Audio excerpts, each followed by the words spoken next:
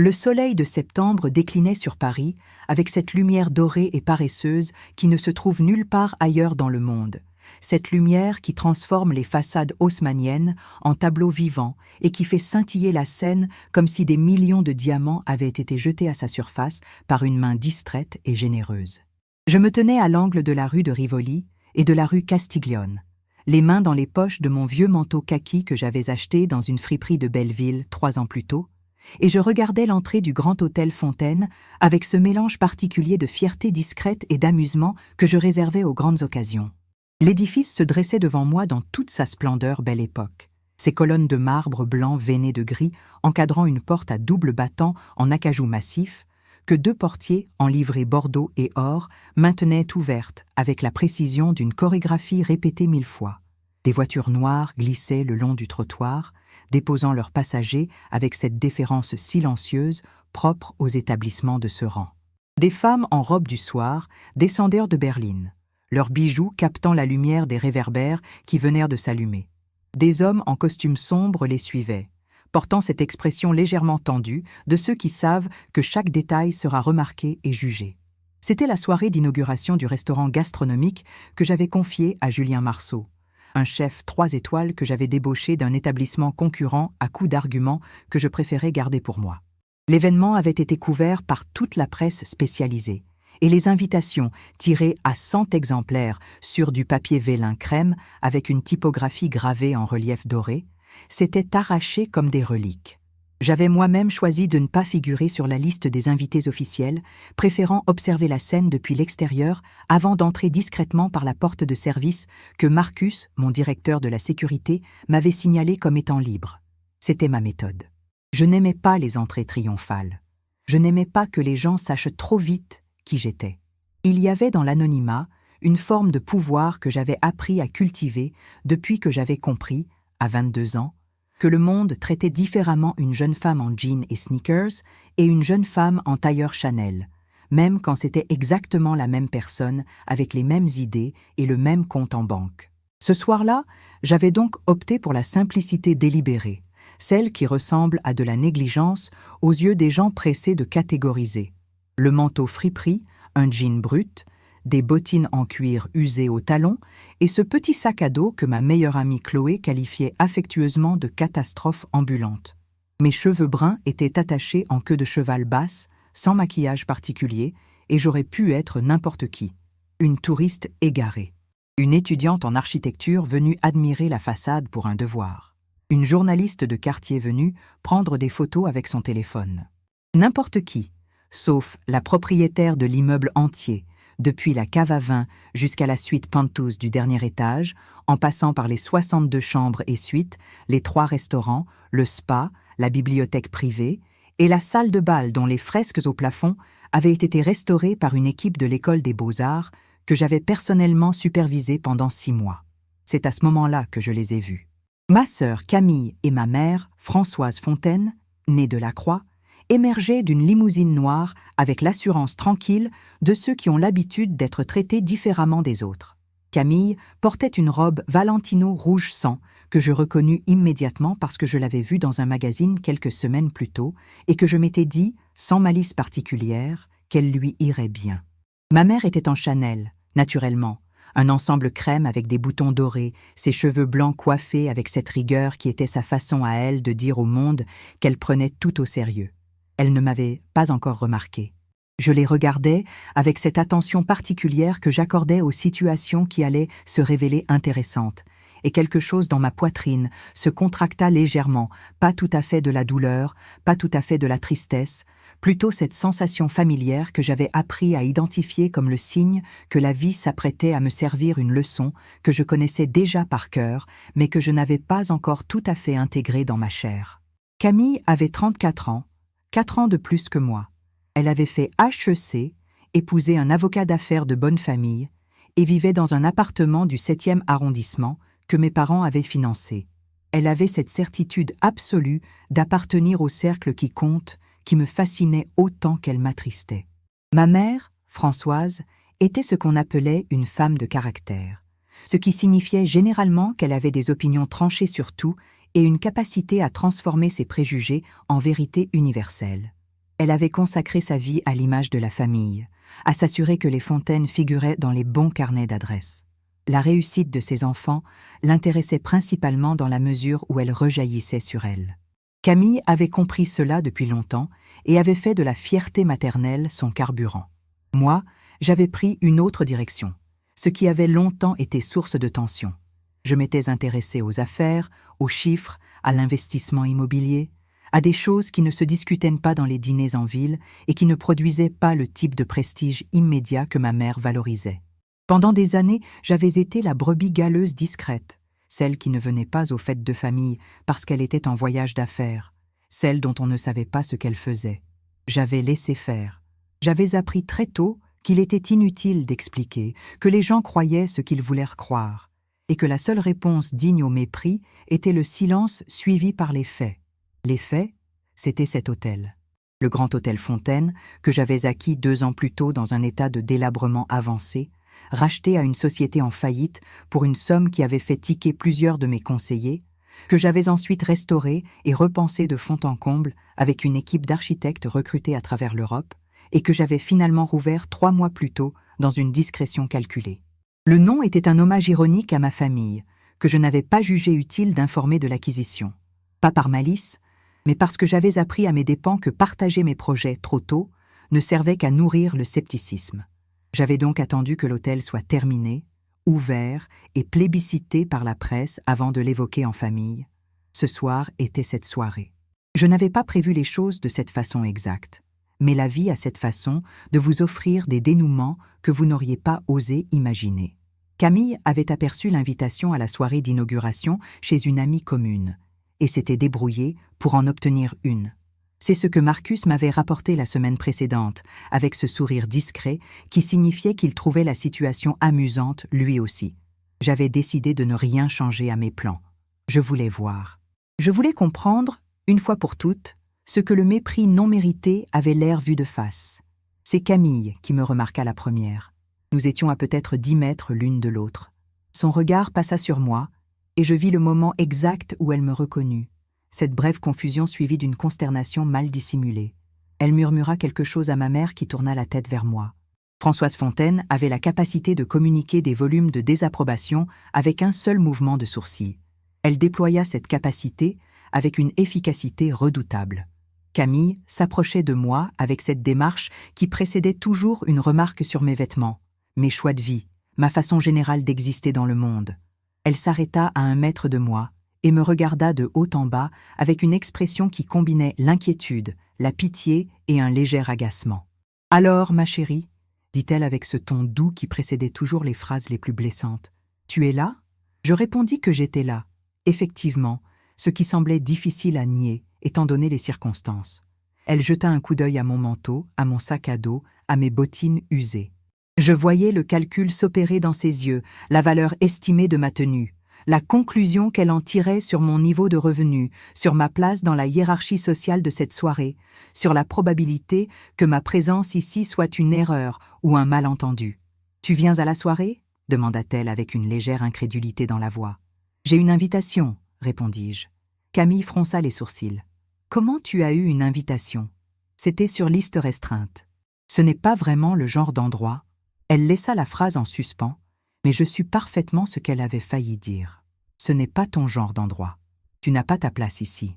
Ma mère nous avait rejointes et me regardait avec cette expression de politesse contrainte qu'elle réservait aux situations sociales inconfortables. « Léa, » dit-elle en m'embrassant du bout des lèvres, « tu aurais pu faire un effort ce soir. » Je ne dis rien. Camille reprit avec une voix plus basse. « Écoute, l'entrée est sur invitation nominale et il y a un dress code. Je pense que le mieux serait peut-être que tu rentres chez toi ce soir. Ce n'est pas vraiment ton monde, et je ne voudrais pas que tu te retrouves dans une situation embarrassante. » Je la regardais. Je regardais ma mère qui hochait légèrement la tête derrière elle, approbatrice, les lèvres pincées dans cette expression qui signifiait qu'elle était d'accord, mais qu'elle n'avait pas envie de le dire à voix haute, parce que c'était trop direct même pour elle.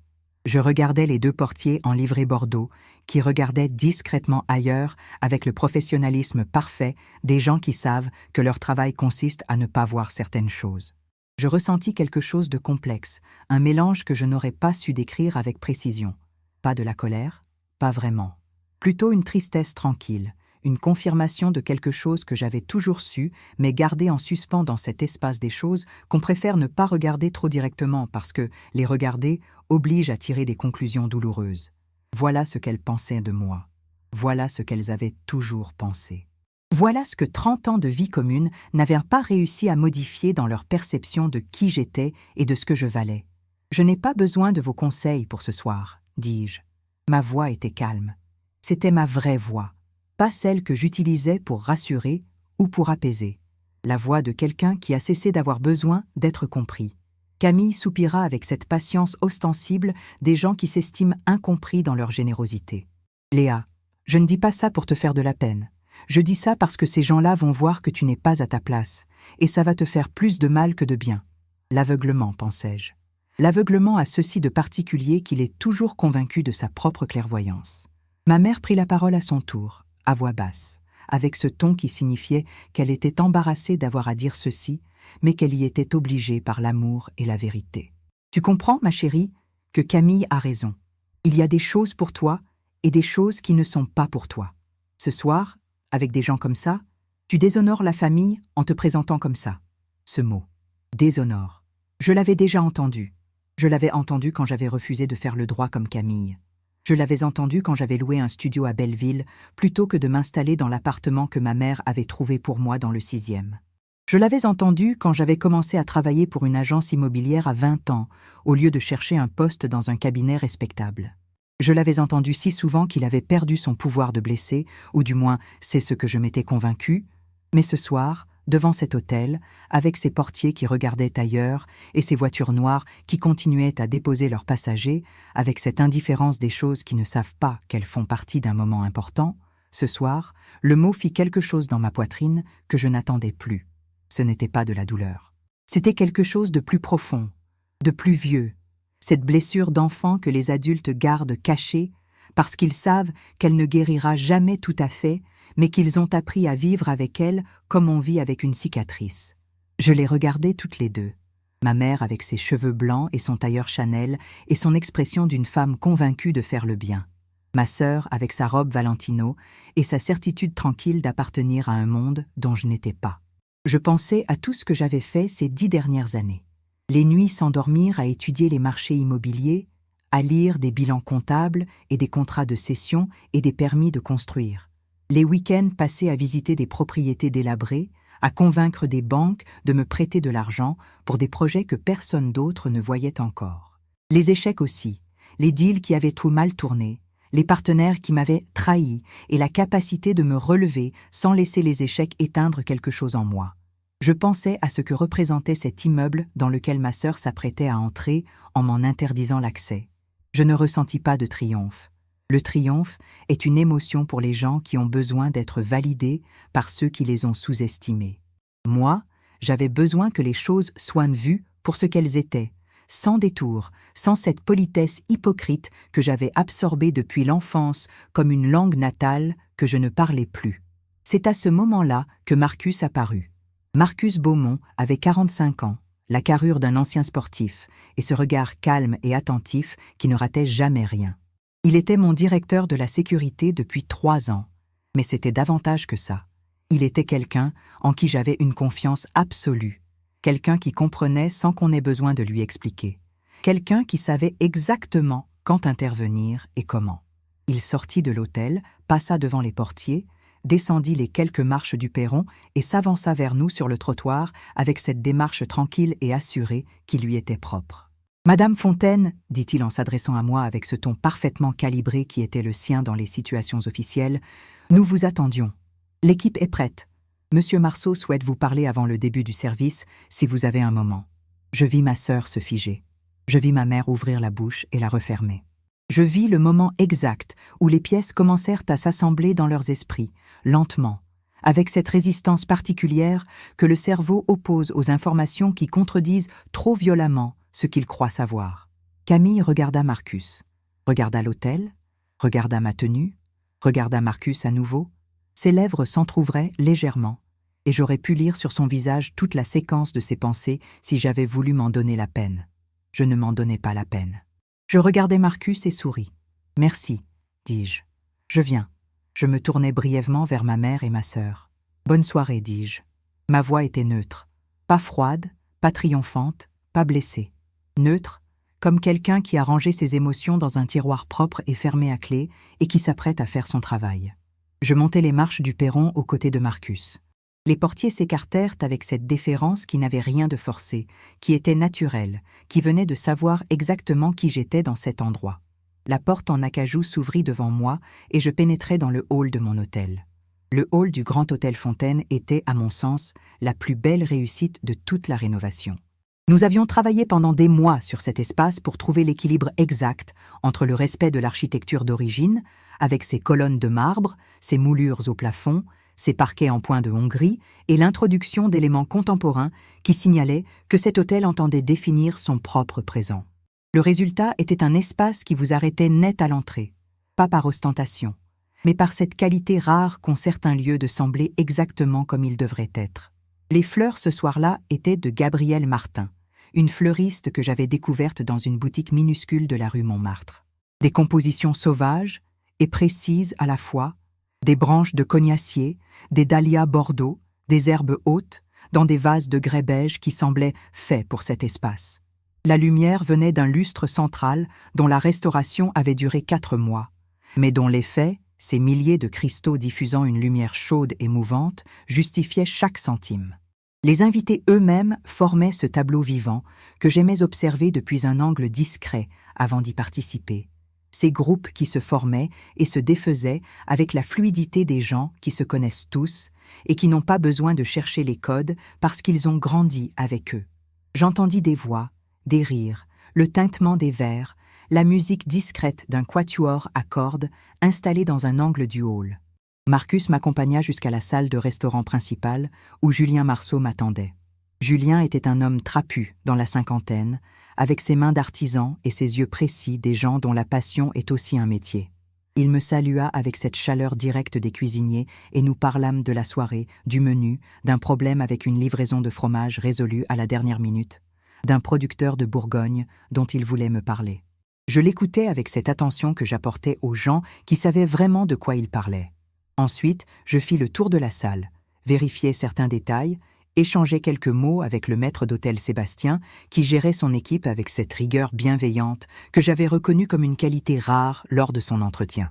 Ce n'est qu'1 heure plus tard, alors que la soirée battait son plein et que j'étais installé à une table avec quelques partenaires et journalistes, que je vis entrer Camille et ma mère. Elles avaient présenté leurs invitations et étaient entrées normalement, comme les autres guests de la soirée. Elles traversèrent le hall, entrèrent dans la salle, et c'est là que Camille me vit. Assise à cette table, en conversation animée avec le directeur d'un groupe hôtelier international et la critique gastronomique du Figaro, dans cet endroit qui portait mon nom. Je regardais ma sœur traverser la salle vers moi. Son visage était difficile à lire. Je me contentais d'attendre. Elle s'approcha, et je remarquai que ma mère restait en retrait, un verre de champagne à la main, avec l'expression des gens qui prennent conscience d'une erreur et ne savent pas encore comment en sortir avec dignité. « Léa », dit Camille. Sa voix était différente, plus douce, plus incertaine, dépouillée de cette assurance qui était généralement son armure principale. Je la regardais. Je n'aidais pas. Je n'allais pas lui faciliter la tâche. Il me semblait que c'était la moindre des choses que de la laisser trouver elle-même les mots pour ce qu'elle essayait de dire. « Cet hôtel », commença-t-elle. C'est... tu es... Elle s'interrompit et recommença. Marcus m'a dit que tu étais... que l'hôtel t'appartenait, la propriétaire. Je le confirmai d'un léger mouvement de tête. Camille prit une longue inspiration. Je suis désolée pour ce que j'ai dit tout à l'heure dehors. C'était... je ne savais pas. Non, confirmai-je, tu ne savais pas. Mais voilà ce qui me fascinait dans ce moment. Ce n'était pas ce qu'elle ne savait pas qui m'importait. C'était ce qu'elle croyait savoir. Elle croyait savoir que je n'avais pas ma place ici. Elle croyait savoir que mon apparence trahissait mon statut social. Elle croyait savoir, parce qu'elle avait grandi à croire que les gens comme moi, les gens qui ne jouaient pas le jeu des codes visibles, des vêtements chers et des manières apprises, les gens qui vivaient dans les marges des cercles dans lesquels elle évoluait, méritaient moins, valaient moins, comptaient moins. Je n'avais pas envie de transformer ce moment en leçon. Je lui dis simplement « Ce soir n'est pas ce qui compte, Camille. Ce qui compte, c'est ce que tu aurais dit si tu avais su.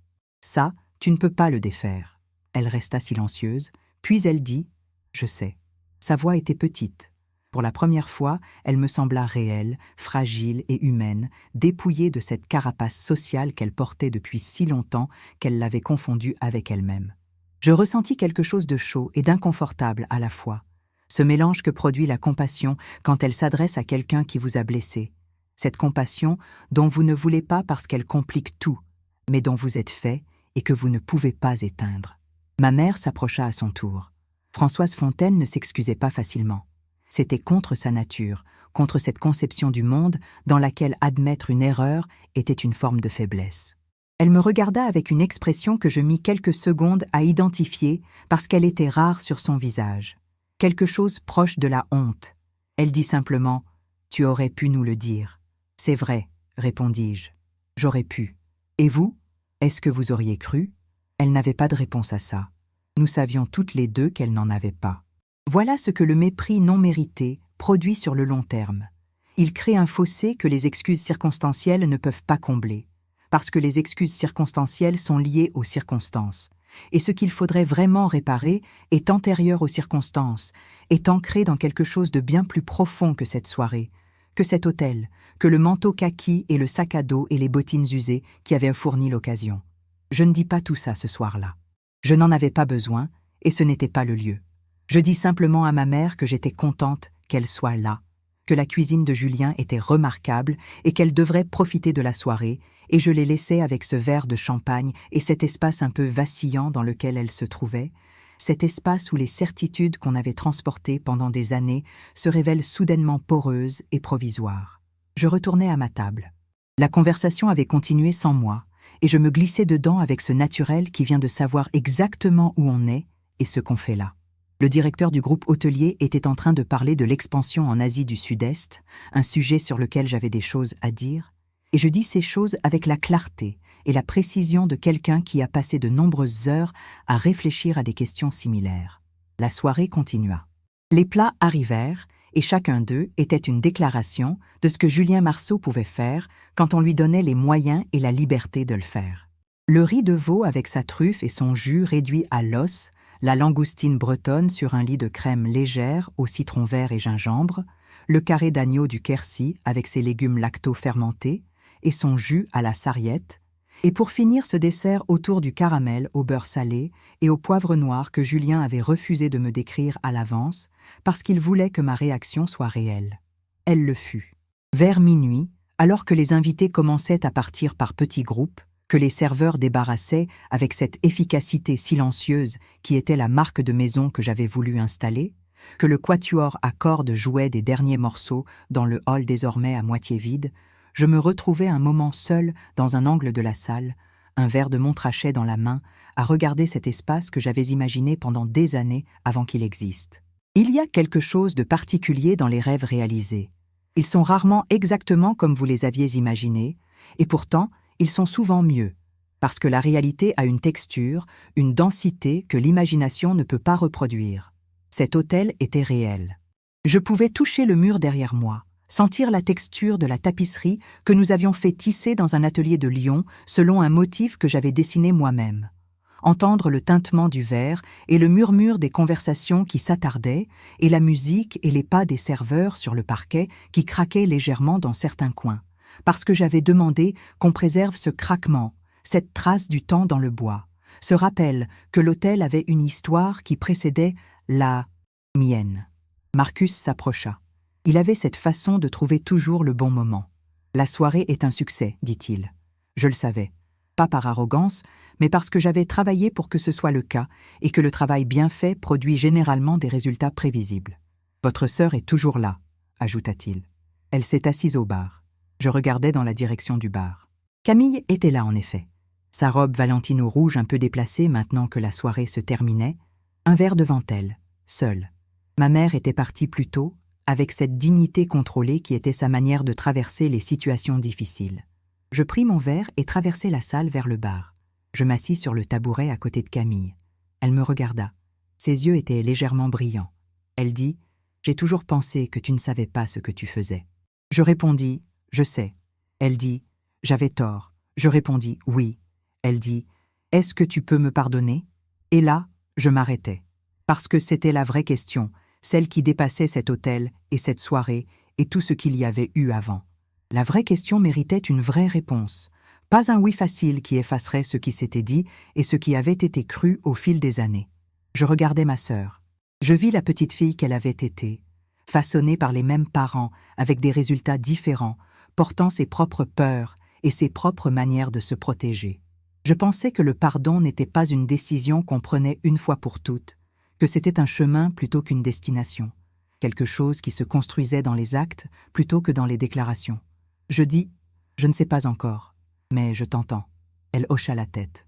Ce n'était pas la réponse qu'elle espérait, mais c'était la vraie. Elle prit une gorgée de son verre.